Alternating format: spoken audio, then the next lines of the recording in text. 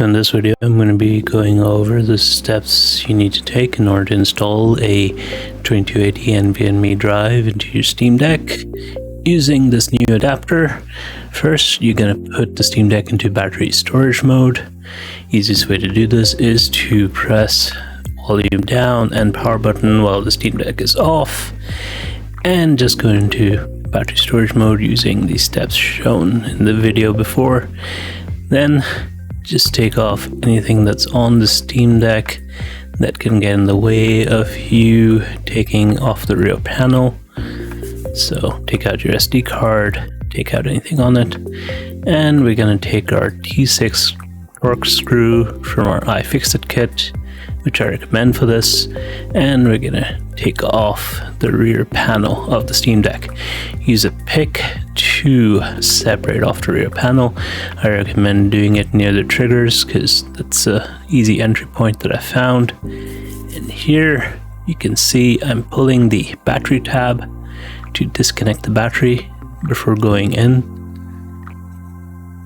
to remove the hard drive. And after the battery tab, you're just gonna pull up this white strip over here and pull back the larger ribbon cable. And you're gonna use a piece of PVC tape in order to keep it out of the way while you work. So now you're gonna remove the screws that are around the metal shielding on the back. So there's two metal screws on the top left and the bottom left.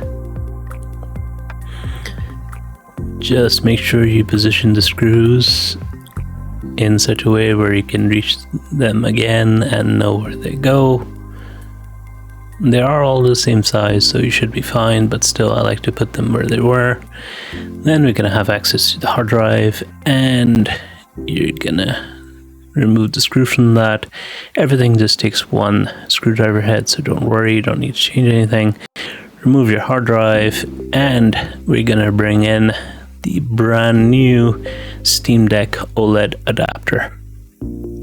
So this will allow you to put in larger 2280 NVMe drives.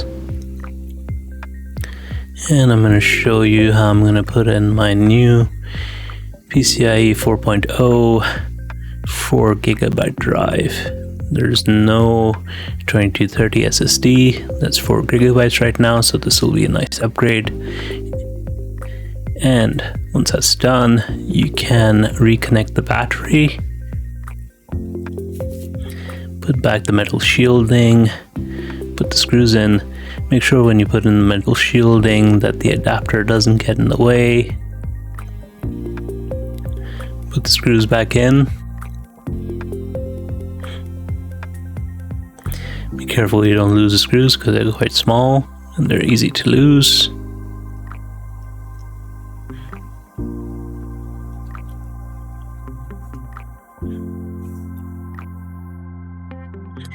So everything shown in this video is going to be in the description, so don't worry, you lose your way, just look in the description. Just stick down the speaker wire there, and because I've opened the Steam Deck a few times, that ribbon cable has actually come loose, so I'm going to stick it down with a bit of PVC tape.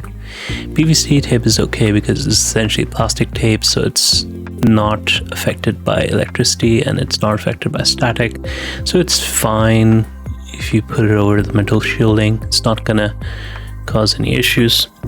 And here's the new NVMe drive that I'm using. I've put in a graphite heatsink on it that's got some copper underneath, I think, as well. And you can see here I've put a bit of thermal pad at the bottom. Alright, so before we place the SSD and close up the Steam Deck, we're going to do one final step, which is we're going to apply some fiberglass tape to the part of the battery where the SSD is going to rest. This is highly heat resistant tape, which will prevent the battery from coming in contact with the SSD while it's in use. In this way we'll have essentially a barrier preventing the SSD from touching the battery and protecting it from any heat that it gives off. That should be it. And now we can place our SSD and close up.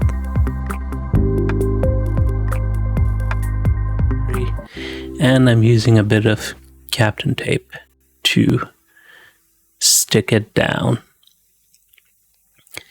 This should generally be fine, and it should stick out of the way. And with that, we're done. Put your rear panel back in. Make sure you get it all the way around so that everything's flush with the system.